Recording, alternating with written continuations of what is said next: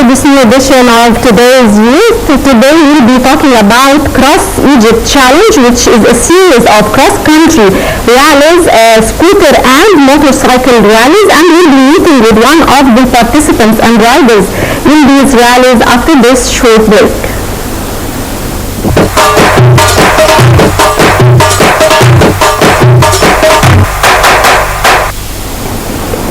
Cross Egypt Challenge is a series of international cross-country endurance motorcycle and scooter rallies conducted throughout one of the most mysterious and fascinating countries of the world, Egypt. Cross Egypt Challenge provides a very rewarding and challenging experience for participating riders from around the globe as it combines the best of adventure, travels and extreme sports. The series started in 2011 and the first season was a 9-day rally from the shores of the Mediterranean Sea in the north of Egypt to the temple of Abu Simbel on the southern borders of Egypt for a total distance of over 1,700 kilometers. Both the following two seasons witnessed a 2,400 kilometers route through Egyptian Western Desert where riders enjoyed riding between the most exotic oases of the Sahara Desert. They also had participants from over 20 different countries.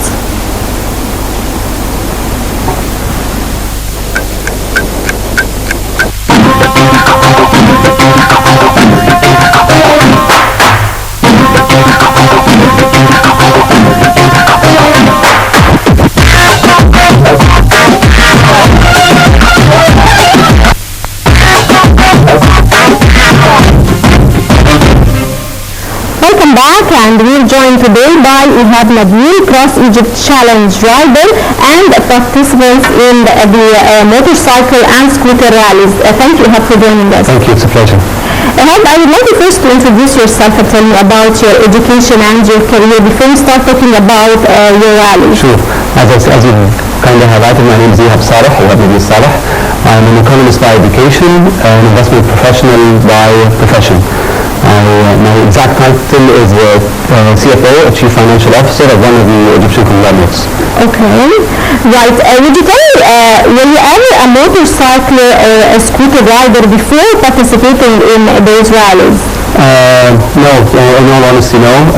It was something, I guess it was something always in the back of my mind, something I always wanted to do. And the Cross Egypt Challenge just came about to materialize that dream. It was really the trigger for me to start taking action and fulfilling that interest of mine. Right, I would like you to tell me about the Cross Egypt Challenge. How did it start? How did it develop? When did it start? As far as the challenge is concerned, it started in 2011, post the revolution, post the Afghan revolution. The organizing team thought of contributing to the development of the economy post the revolution. Tourism was heavily impacted, and they wanted to promote tourism across the globe. And a clear message to the outside world that Egypt is safe, it is welcoming, and it's ready to receive its guests. They started the first season in 2011, and this is where I really started following it. I was, at the time, residing outside of Egypt, watching the news of the revolution. I wanted to take part. And the challenge seemed to be a way of sending that message. Upon my return, I started applying and I got accepted. Right. Which routes do you start with? Which cities do you pass through? Tell me more about the route you go through. Sure. Every year it's a different route. The route is planned and organized to the finest detail by the organizing team. However, as far as this season, we've been through 9 days crossing Egypt from north to south and back. We started in Alexandria, kicked off in Alexandria with an amazing celebration in the city center. The first day from Alexandria to Sukhna, Ain Sukhna to Bina to Marsa Alam, Aswan, Aswan Abu Simbel, and then back to Aswan Aswan to Luqsor, Luqsor Asyut, and finally the final day, Asyut to Cairo, where we were received by the parents. How do you generally pick the route and the destination? Who plans for this? The organizing team. And as I said, they plan it to the finest detail, and it changes every year.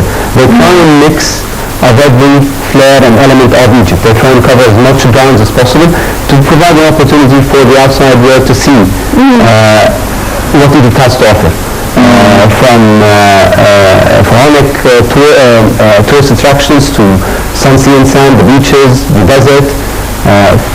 Next year I've heard that they're going to incorporate the Western Desert again, which something I'm very eager to join again for.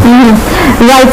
Would you tell me about the planning and the organization? How do they choose the route regarding the weather, the route conditions itself, the safety of the riders? How do they pick this and make sure of the safety of the route they choose? Sure.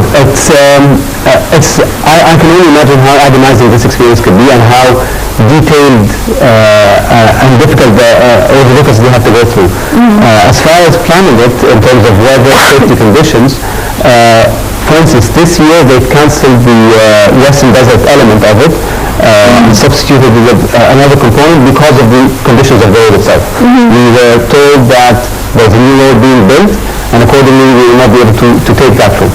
We are always escorted by ambulances, we are always escorted by security officers, Right. we are escorted by our support team, which is quite extensive. We have, I believe, 7 trucks, vehicles that escort the convoys, providing technical support, food, cameras, anything you can imagine. Right. Was it always safe on the road? I mean, did you ever face any obstacles regarding safety? Not really, but this is a challenge, and it's an adventure. So you would expect some difficulties along the road in terms of road conditions, weather conditions. Accidents might happen, and in this case one did. So it's part of the experience itself. But as far as the team and how they've handled it, it's impeccable. Not a mistake. What's the main important gear that every rider must have? Sorry, say again? What's the most important gear? Gear. Basically, the basic protective gear. You need to have a helmet, a full face helmet, pair of gloves, and it's optional if you want to wear protective gears to cover your elbows and knees. It is advisable that you wear those protective gears in case you have an accident. You need to have a driver's license, a motorcycle driver's license. You need to have experience of at least a year, I believe. Other than that, anyone can ride a scooter.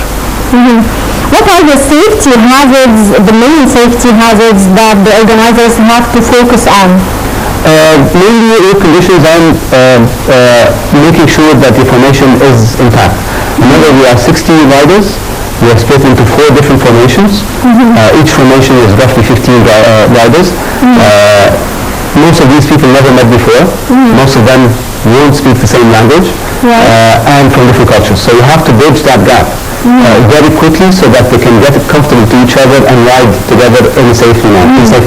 From your experience, what's the most memorable trip that you would like to tell us about? I would have to say this entire trip for me was an eye-opener on different levels. One, the talent that I've seen across this trip, from photographers, from organizing team, from fellow riders who joined us. The caliber that we have in Egypt, which is amazing. If this caliber is given the opportunity to contribute to the country, the development of the country, they would make wonders. For me, it was definitely an eye-opener and a pleasant experience that I intend to repeat in the near future.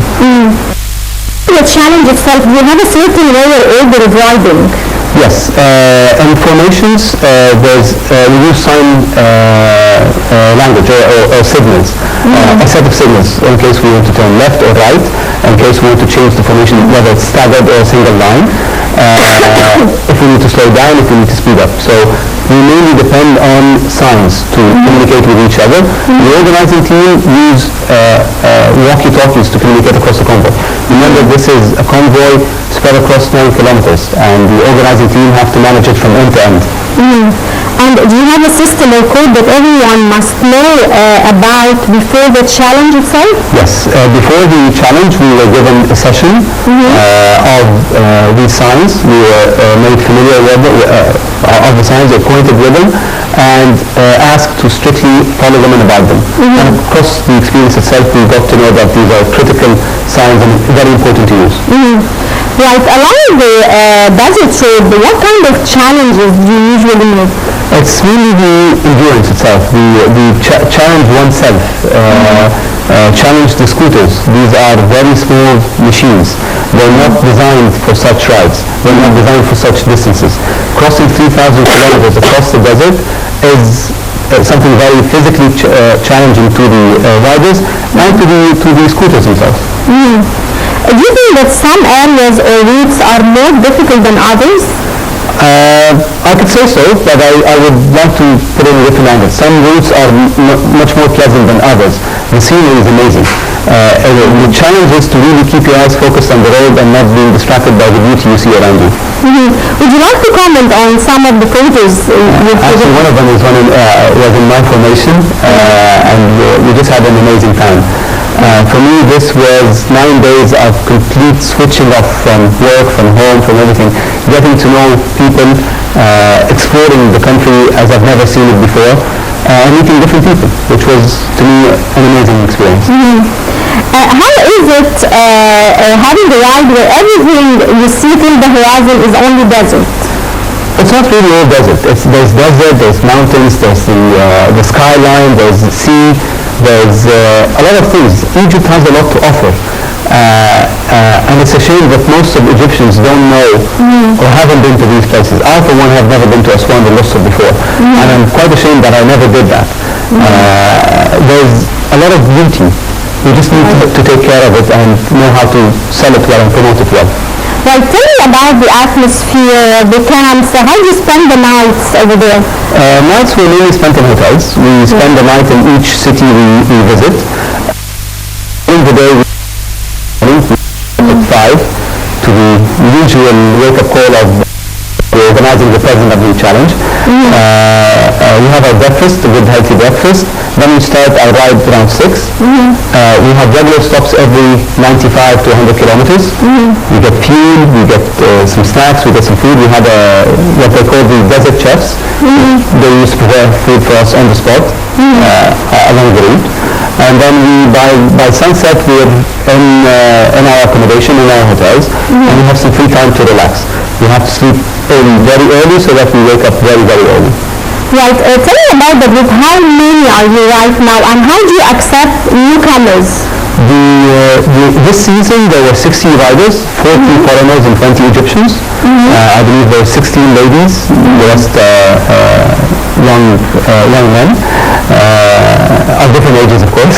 The organizing team is the team in charge of selection. All you have to do is watch out for the registration notice. You apply. If you fulfill the requirements, then you automatically get accepted. And they receive applications from all over the world. Are there any age or gender limitations? No, none whatsoever. The only thing you need is a driver's license and the ability to bring your good spirits with you. How about the scooters? How can you pick a good scooter and